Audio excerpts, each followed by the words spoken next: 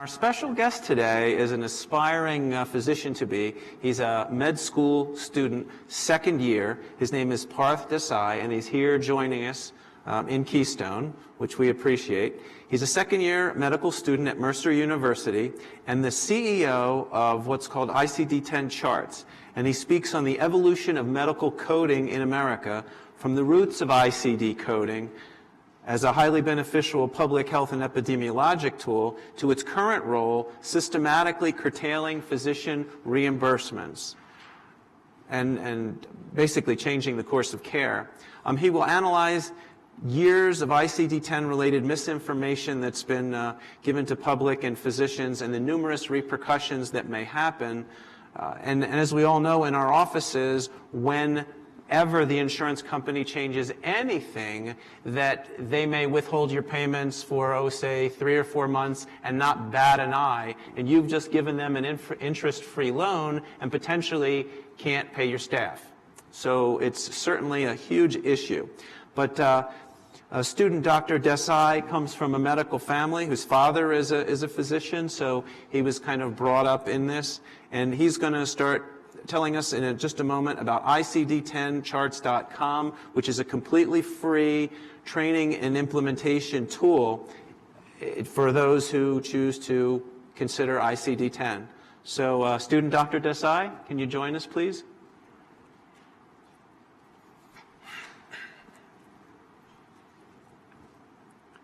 Of course, you're coming from the back of the room. That's fine.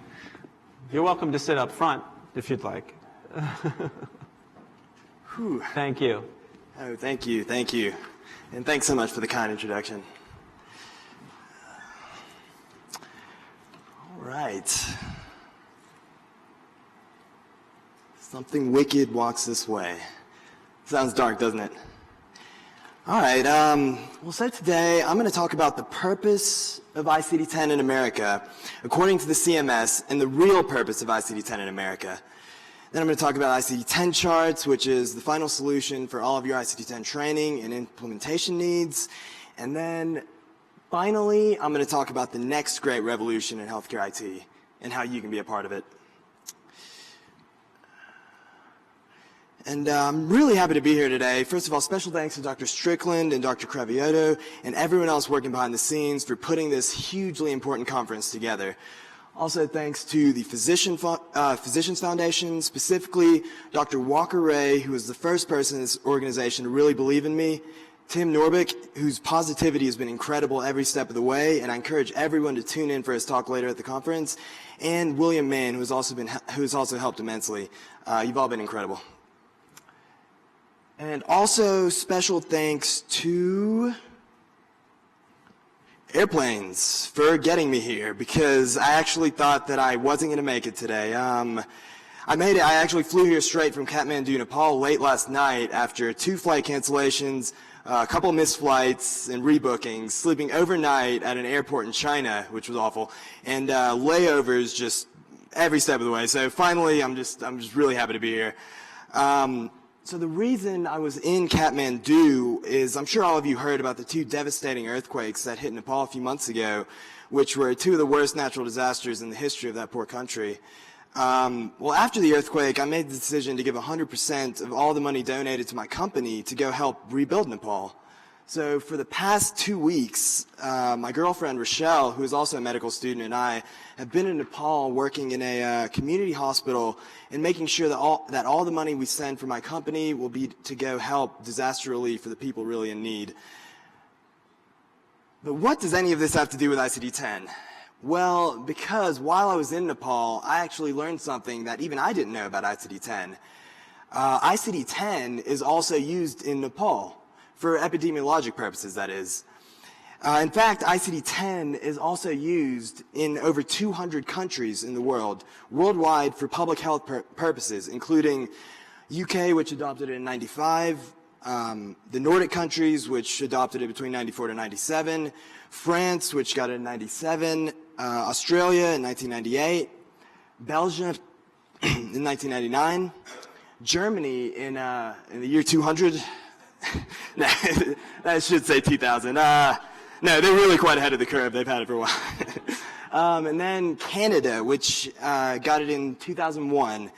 I know what you're thinking, Canada. Even Canada is using ICD-10, and yet we don't have it here in America. Can you believe that?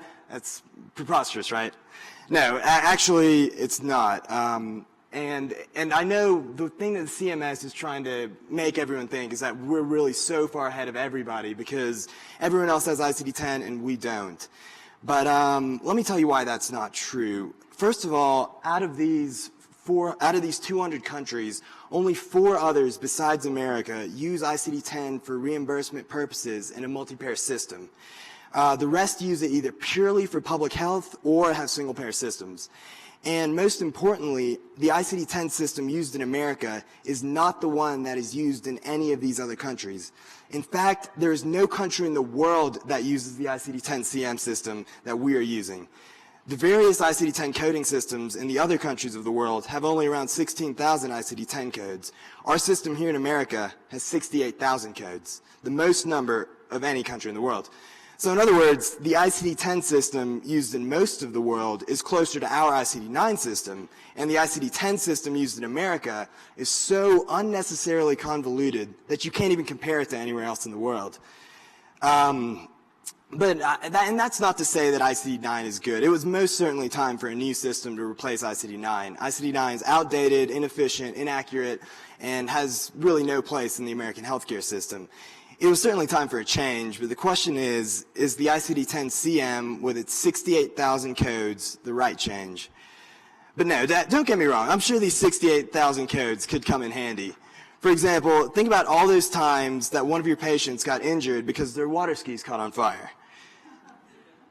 Yeah, like it happens all the time. And you never had a good ICD-9 code to help you, but look, now in ICD-10, you do. And how about all those doctors that I'm sure day in and day out see patients that got bit by orca whales? I mean, I don't know how physicians have been able to practice this long without this code, but thankfully now in ICD-10 we have it. No, but jokes aside, it's time to start asking the important questions. First of all, if the CMS really wanted us to join all the other countries in the world with ICD-10 purely for public health and epidemiologic purposes, then why would they give us an ICD-10 system with 68,000 codes instead of a reasonable ICD-10 system like every other country in the world? And why would they not give us any help at all in getting prepared for ICD-10 and instead make us victims to the fear-mongering, money-hungry health IT industry? And we have to ask ourselves, is the point of the ICD-10 system what they say it is, or is the real point of ICD-10 just another way for insurance companies to systematically decrease and slow down physician reimbursements? And finally, the last question to ask is, are there any ways that hospitals and practices can get fully prepared for ICD-10 without spending a lot of money on useless, overpriced ICD-10 resources? Well, before I get to the answer to these questions, I suppose I better introduce myself.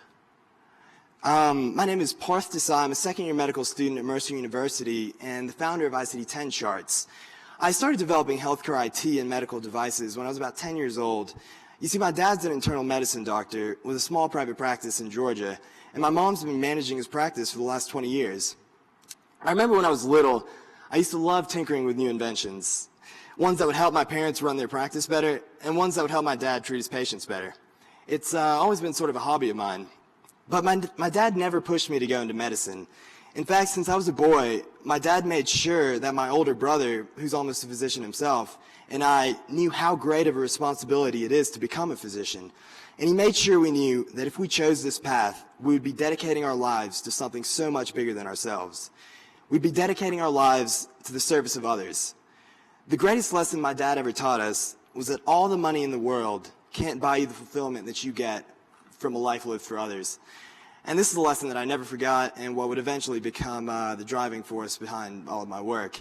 But if it was my dad that taught me about medicine and helping others, it was certainly my mom that taught me about healthcare IT.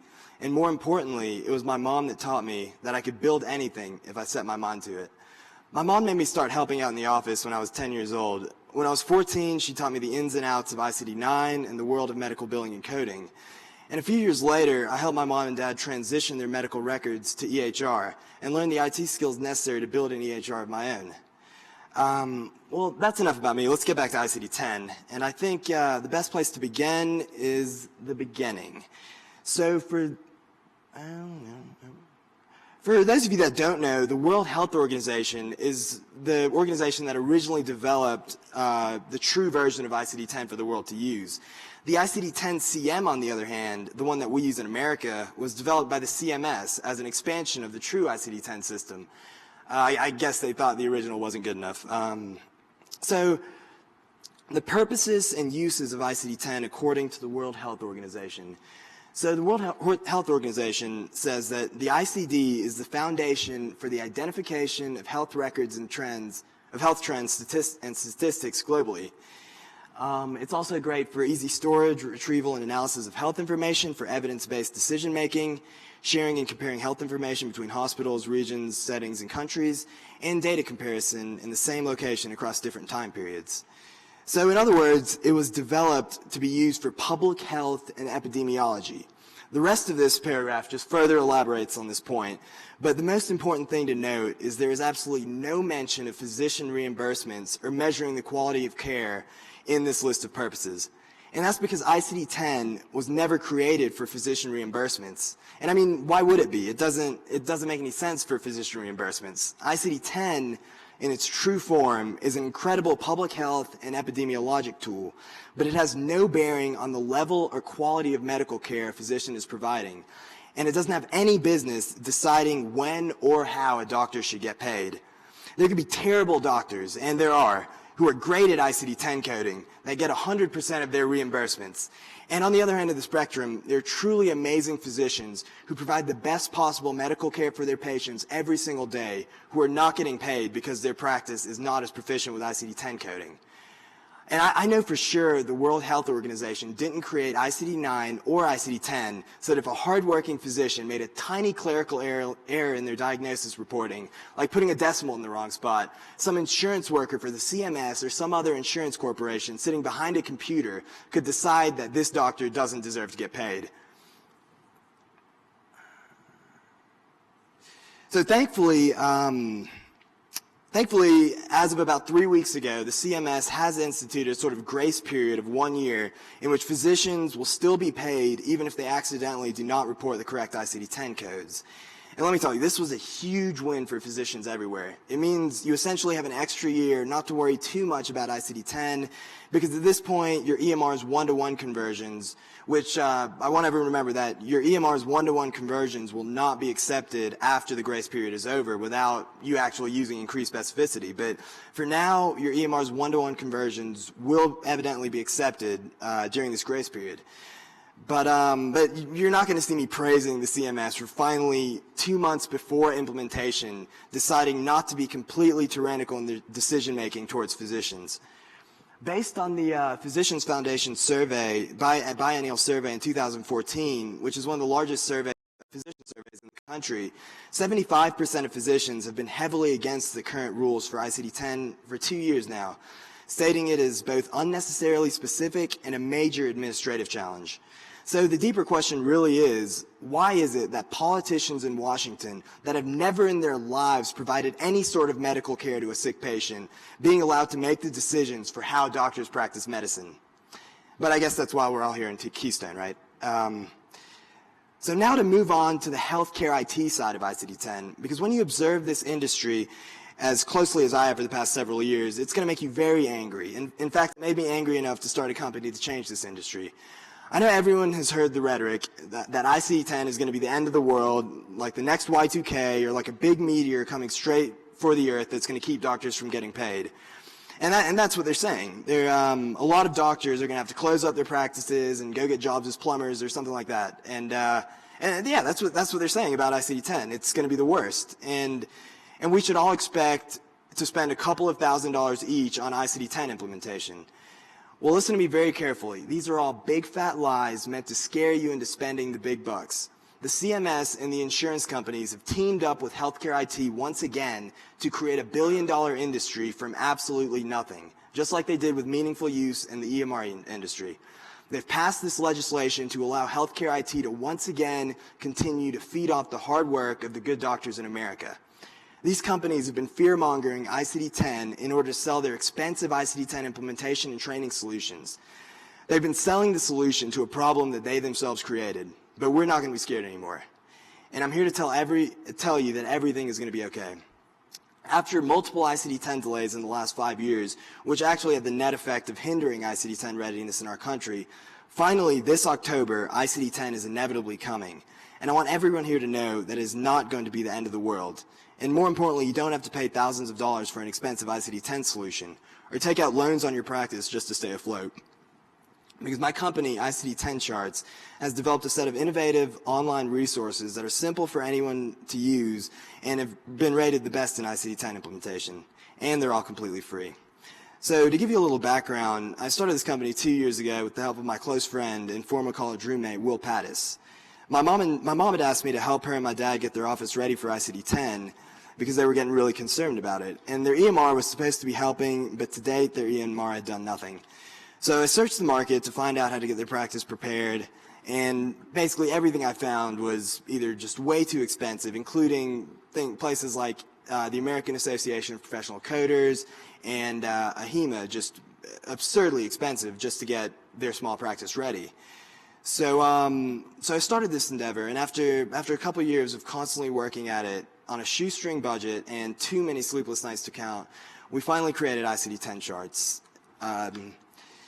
So we turned a wild dream to help doctors in America into the most cutting-edge Icd-10 implementation platform on the market. With over 8,000 practices using our site to date, and now with a team of engineers and Icd-10 experts working every day to expand our repertoire of innovative Icd-10 resources.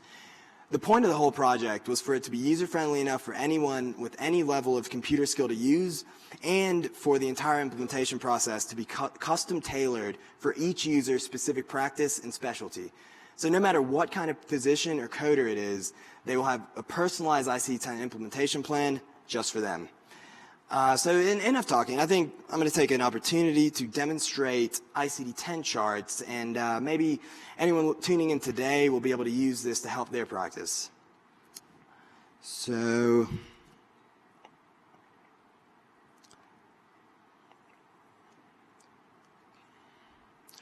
one second, as soon as I get the live feed. Here we are.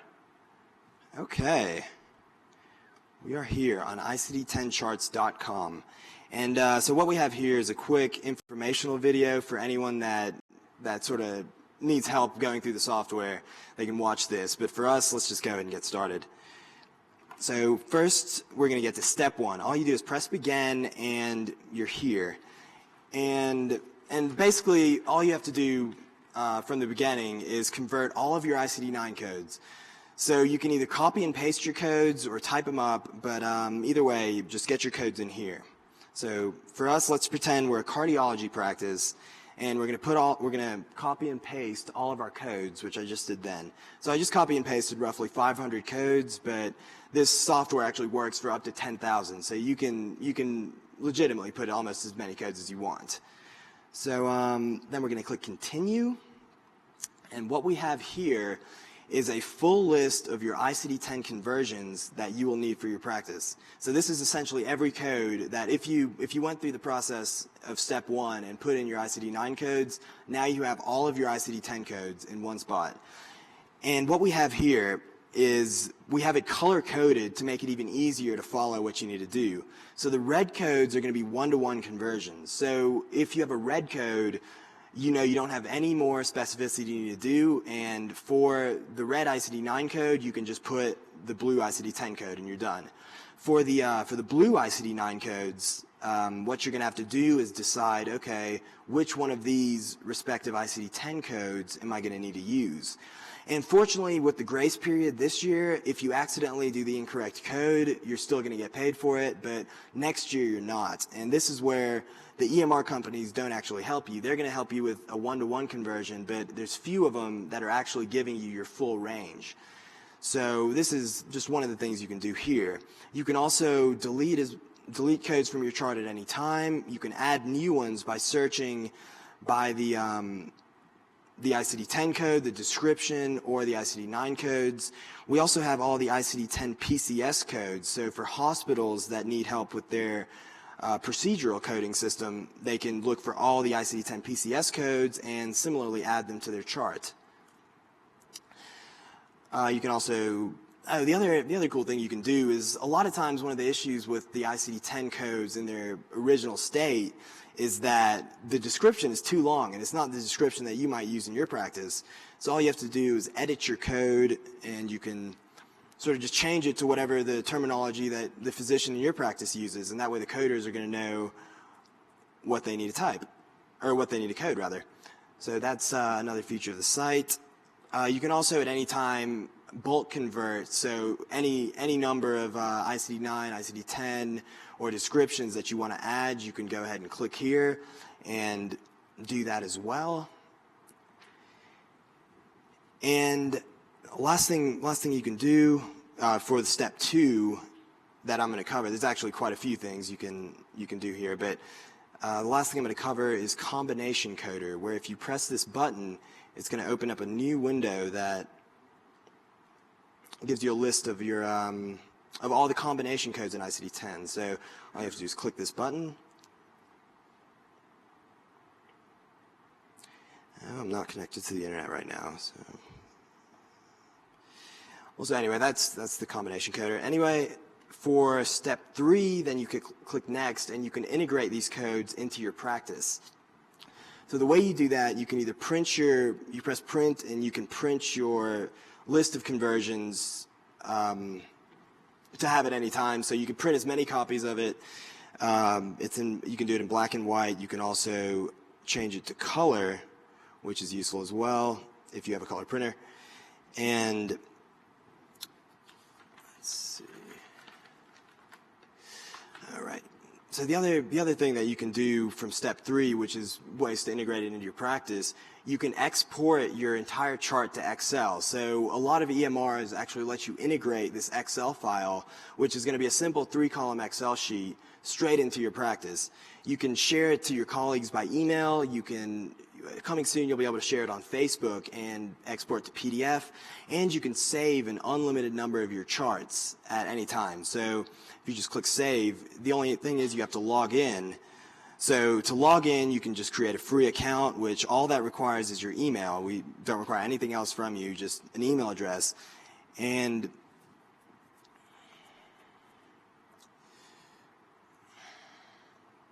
I'm sorry, this internet is actually not working, which is why, 1 second.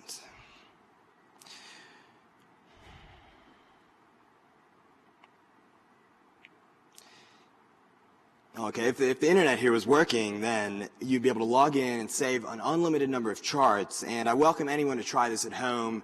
And oh, the internet's working. It's just slower as the 1990s. Okay, that's fine. That's fine. But if anyone has a faster internet at home, they can definitely get all this done immediately. And now we're going to move on to step 4, which is training. And this is where we have something very unique with ICD-10 charts. It's a fully customizable training program where you select where a custom-tailored training course is built based on your medical specialty. So you can decide if you're a physician, coder, or a nurse. And let's say we're a coder, and you can decide from any of these specialties. So we did cardiology. Let's try internal medicine for this. So you can just update your profile and go to training, and here you have about 15 hours of ICD-10 training right at the touch of your hand, using what we use is the e-learning software is the most complex e-learning software that exists today, I guess.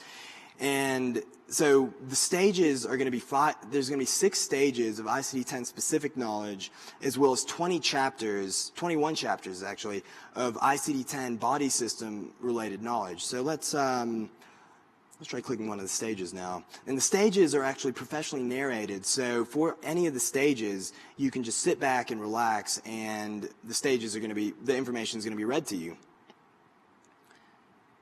So that's this. But I guess we don't have audio, so let me go back to let's go back to the chapters and show you some of that, because another interesting thing with the chapters we have is that, and let's try the neoplasms chapter. So each of these chapters are full with coding practice questions that give your coder a really realistic opportunity to try coding in Icd-10. So here we have the training course. And again, apologies for the internet here. It's sort of out of my control. But so this is sort of the training course right here. And it's going to give you Icd-10 specific information, as well as for your coder, it's going to give them medical specific information. So if they don't know what a neoplasm is, we're going to teach them what it is. We're going to teach them what the different types of neoplasms are and how they need to code for that. Because if they don't know what a benign neoplasm and a malignant one are, they can't really code for it, right? We're going to teach them how to code each of these. And then, just to give you an example, okay, we're gonna have coding practice questions integrated throughout the whole thing. And our training course is the only one that actually has a search bar integrated into the coding practice. So this is gonna give them a really realistic example of how to code in Icd-10, because in real life, when they're coding, they're not gonna have to pull all these codes from memory. They're gonna have some sort of resource to search for the codes. So that's another thing. And of course, when you click View Answers, you get to see the answers. Okay, so that's sort of the website. We also have iPhone, iPad, and Android apps that are also completely free for anyone to download. You can see them here. We also have a template library, and I'm sort of just going through the features because I really want to get to the next part of this. We also have some templates that you can immediately click to and see. And there's actually quite a bit more of the site that I haven't got through. And that's because there's something a little more important I'm going to get to now. And as well as the donate page of our site, all of our donations do go to Nepal. And that we're going to say is enough of this. And if I can get the PowerPoint back up, then I'm going to talk about just a little bit my next project, which I think is going to be a lot bigger than Icd-10 charts and going to affect a lot more people. So as soon as I get that up, I'm going to talk a little bit about it. But okay, so I'd like to take this opportunity to unveil for the public the newest project that we've been working on, and we've been working on it for about 5 months now. It's a new company that I started, and it's sort of the solution to the big problem in healthcare IT right now. So, but first of all, let me paint a sort of a sinister picture for you that's even a little darker than Icd-10. I'm sure everyone knows here the biggest problem in the EHR world today is the fact that there are 100 different EHR softwares, none of which can communicate with each other, and there's no easy way to transfer medical records from one EHR to the next. And the CMS wants you to believe, and healthcare IT wants you to believe, that the reason you can't seamlessly move your records from one EHR to the next is because it's such a complex and difficult healthcare IT puzzle, and every EHR company has been searching for years for the Rosetta Stone to decipher this complex data puzzle. But that's just not true. That's and I want everyone to listen carefully, because the implications of what I'm about to say is going to make you sick. From a software engineering perspective, for any EHR company to make their software communicate and integrate with any other EHR company in America, it would be as simple as snapping your finger. It would cost them no money to accomplish this. It would take them less than a week of computer programming, and it would make the quality of care in America better overnight. In fact, it's so easy to do, I could get it done myself. The absolutely only reason they don't do this is because it's against their corporate interest of making as much money as possible at the expense of the hardworking physician. These companies do not care in the slightest that the quality of healthcare in America has to pay the price for their greed. To say it another way, the government has once again forced us to bow down to an industry that does not do things for the interest of the American people, and an industry that only does things for their own interest of making money. How easy would it be for the government to just say, okay, EHR companies, we want to improve medical record keeping and medical care in America. So we're going to make it a requirement that your EHR be able to instantly export records to any other EHR. If they said this, it would literally be done immediately. But they won't do this because the committees that are making the laws that we in the medical field have to follow are not medical doctors, but politicians and business people who are tied down by loyalties to the healthcare IT lobbyists that make sure they get elected. It's really a depressing thought knowing that there are those in the government that literally care more about billion-dollar healthcare IT companies than they care about the doctors and patients of America. It almost makes you lose faith in everything I believe in. The government has no problem passing meaningful use and essentially requiring physicians to switch to an EHR, but really it can't pass a simple legislation to require that the various EHRs be able to communicate with each other. Why? Because if the EHRs can communicate, then there's nothing keeping a doctor stuck in the same old, archaic, and overpriced systems. There's nothing keeping doctors from switching to the top-of-the-line free EHRs like Practice Fusion that exists today. There's nothing keeping doctors chained to the ways of the past. But we're going to change this.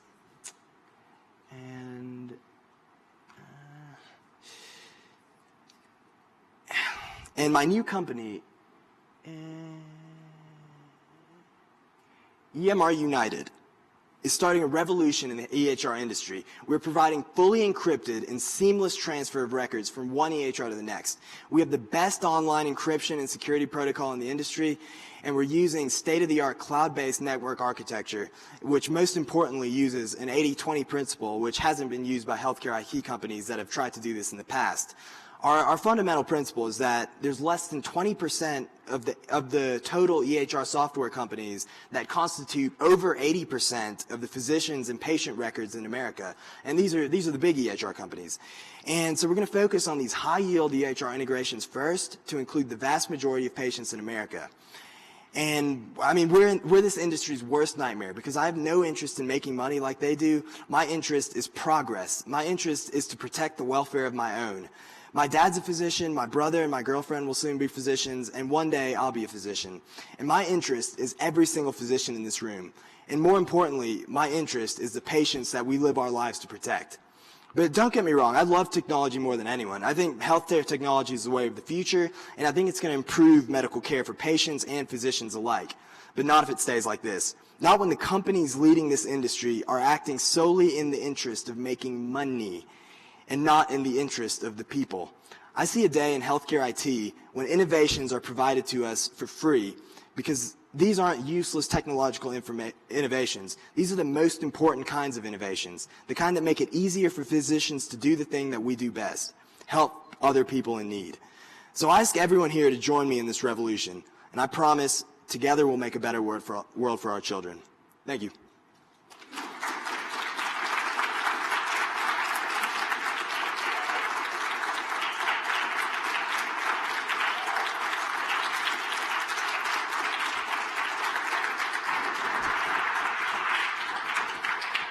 Do you want to have a seat and we'll take some questions? Excellent Sure, presentation. Sure. Thank you for your passion, your enthusiasm, and your IT skills.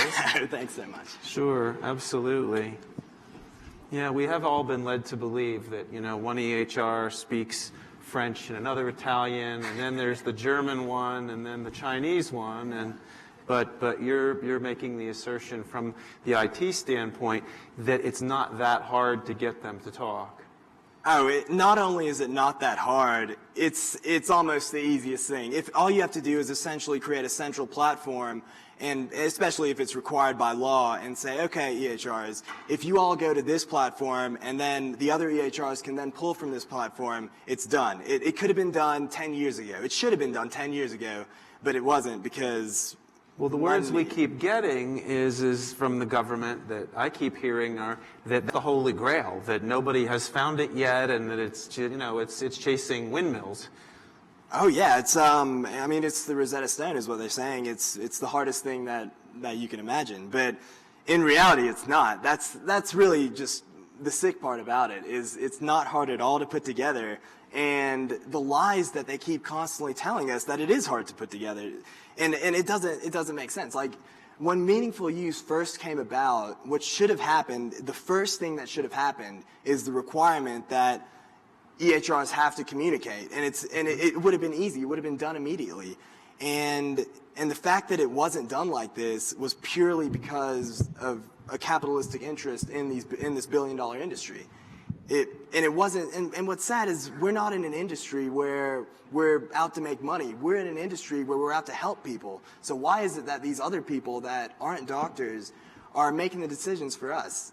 And it doesn't make sense. Well, the point has been made time and time again over the past week that everyone rushes in to try to make decisions for us, and unfortunately, the medical profession, the professional societies, as well as the doctors themselves, have passively allowed it, and that's been an issue. Do we have a question from the floor?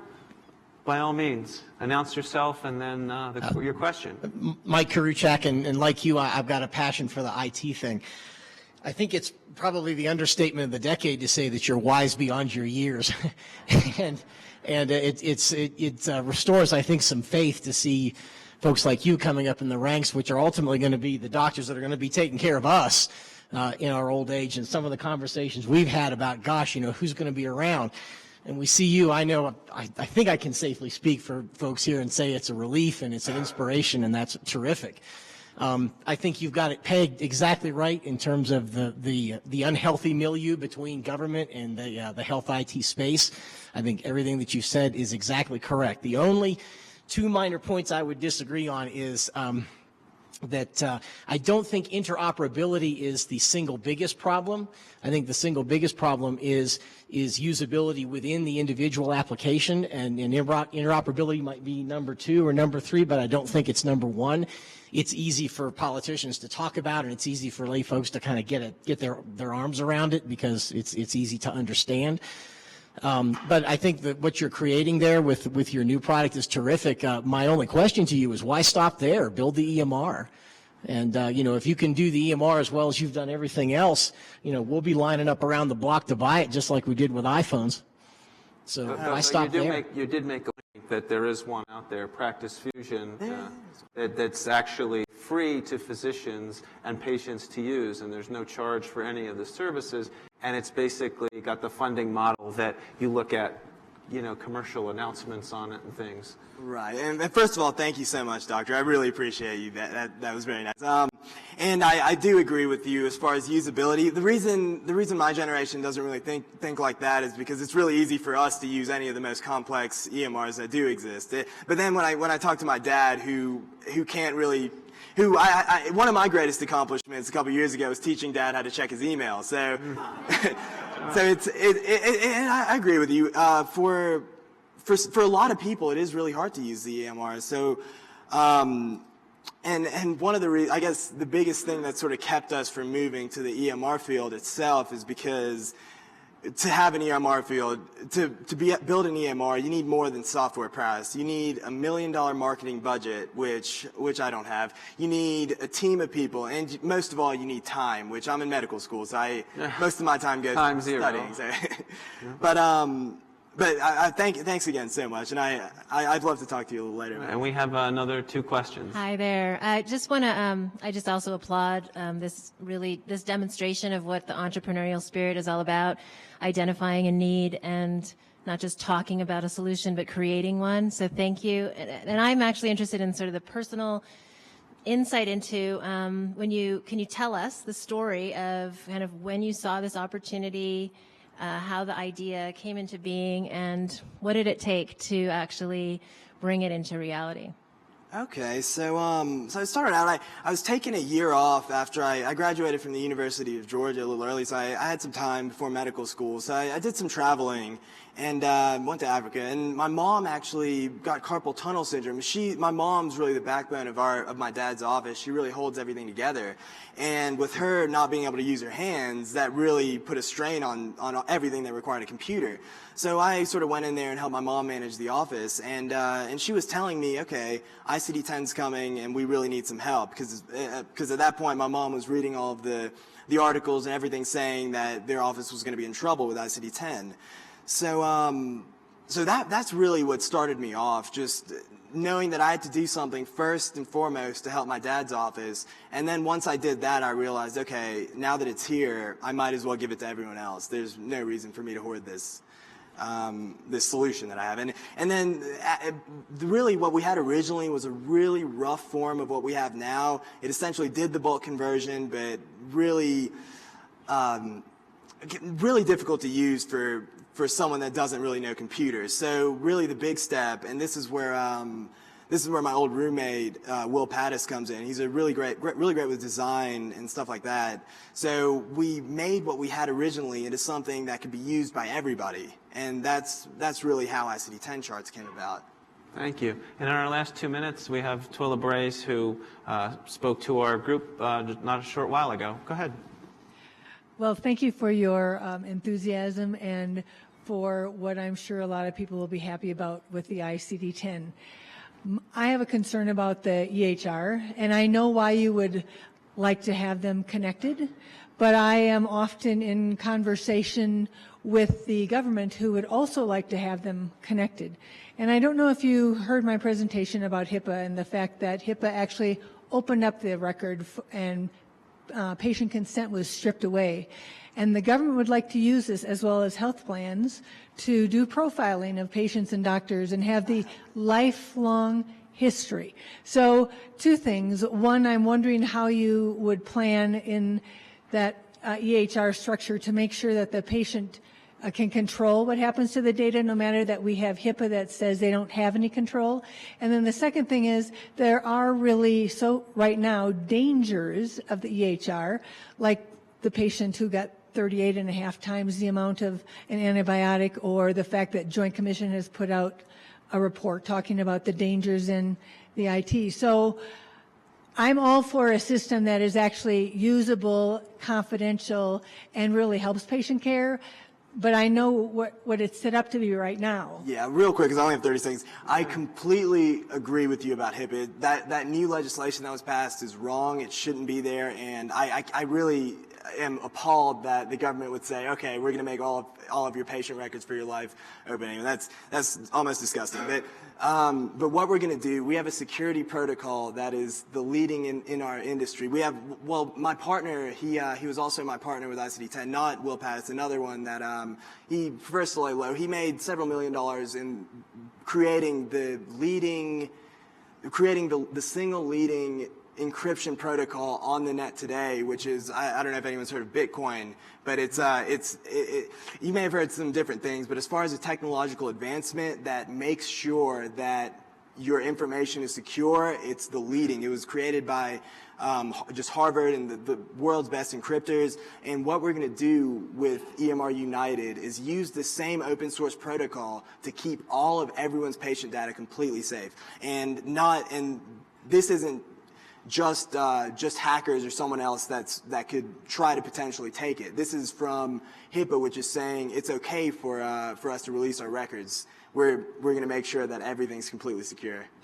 No, that's good news. And anybody who has any questions for Parth Desai, a med school student, 2nd year, but you would never know it by the way you speak and the accomplishments that you've had, can speak either in the back or in another room. I'd appreciate if you'd take questions. Thank you again.